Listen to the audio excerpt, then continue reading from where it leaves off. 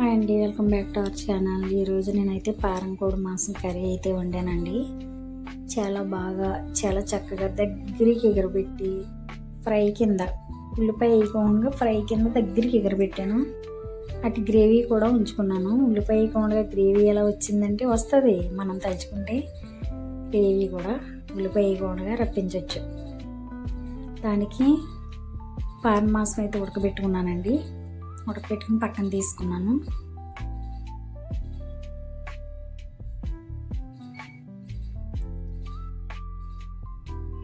గిన్నె పొయ్యి మీద పెట్టి ఆయిల్ పోసుకుంటున్నాను. అలాగే మొదటిసారి ఎవరైనా మన ఛానల్ చూసినట్టయితే ప్లీజ్ ఛానల్ సబ్స్క్రైబ్ చేసి చిన్న లైక్ చేయండి.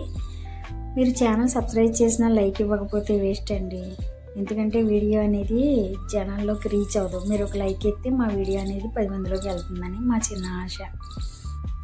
ఇక్కడ ఉడకబెట్టుకున్న పారం మాంసం కూడా ఇప్పుడు ఆయిల్లో వేసేసుకున్నాను గిన్నెలో.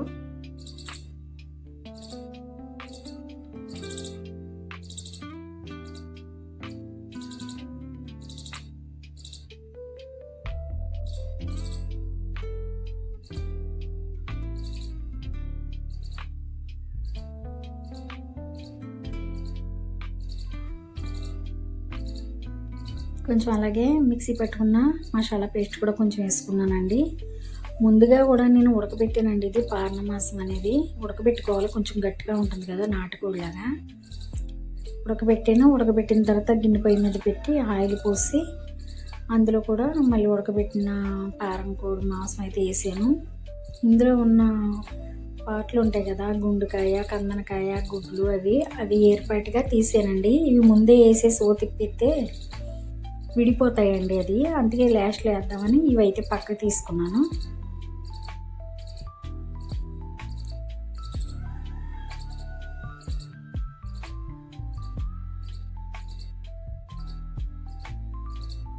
ఇప్పుడు వేసుకుంటున్నాను.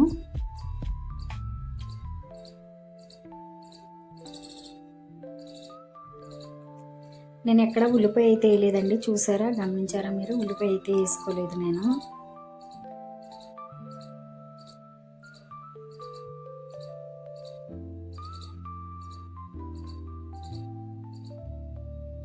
కారం వేసుకుంటున్నాను.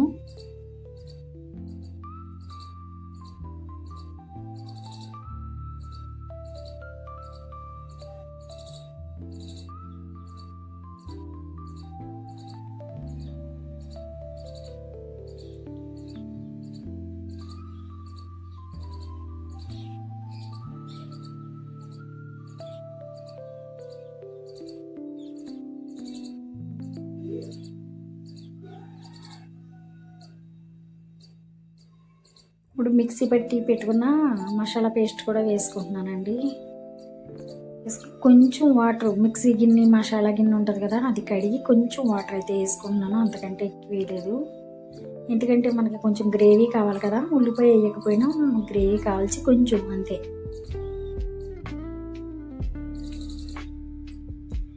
ఇప్పుడు మసాలా పేస్ట్ వేసాం కదా, అందులో ఉన్న వాటర్ ఏదైనా ఉంటే మొత్తం వచ్చేస్తుంది.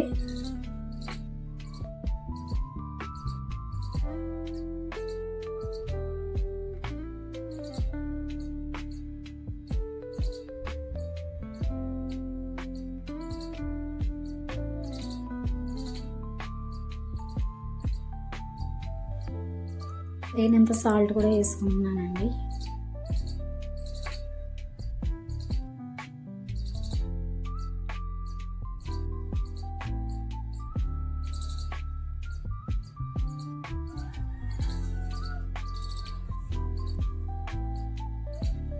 ఛానల్ ఎలాగో సబ్స్క్రైబ్ చేశారు కదా, చిన్న లైక్ కూడా ఇవ్వండి.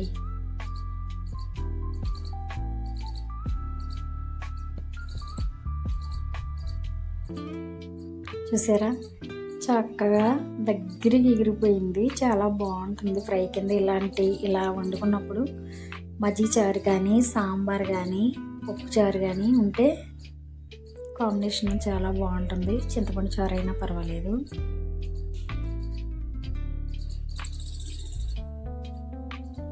మొన్న సండే రోజు తీసుకొచ్చిన కూర అండి ఇది. మా ఆయన గారు అందులో సగమేమో కూర వండాను సండే రోజు. మళ్ళీ మా ఆయన 2 రోజుల్లో ఇంటికాడ ఉంటారని కూర తీసి ఆయన కోసం అయితే వండానండి ఇలా.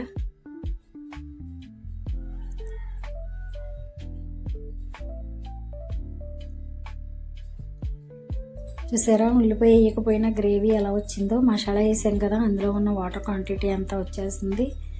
ఫ్రై కింద దగ్గరగా ముక్కకు పెట్టేసి చాలా బాగుంది. నాకైతే కర్రీ చాలా బాగా నచ్చింది.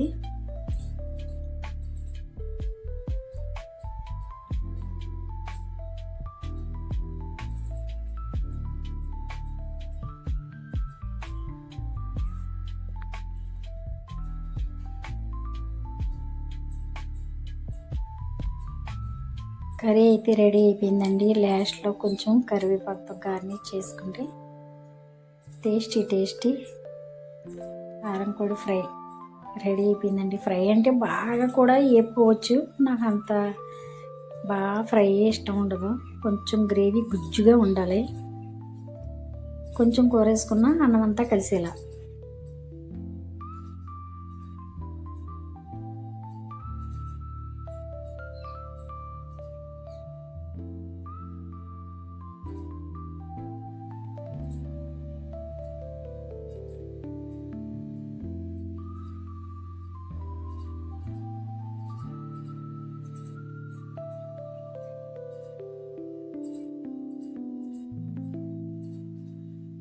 బఠానీ ప్యాకెట్ అయితే తీసుకొచ్చారండి మా ఆయన గారు. కారం బఠానీలు అవి బాగున్నాయి, కారంగా ఉన్నాయి. నాకు ఇందులోనూ పచ్చి బఠానీ టైప్లో కరకరలాడితే కొట్లు కూడా అమ్ముతారు, అవి ఎక్కువ టేస్ట్ అనిపించినాయి నాకైతే. వీటి మీద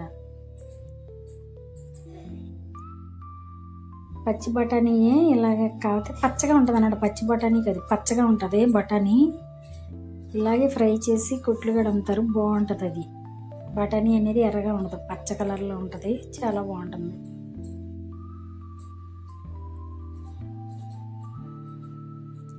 కరకరలాడే కమ్మగా ఉండే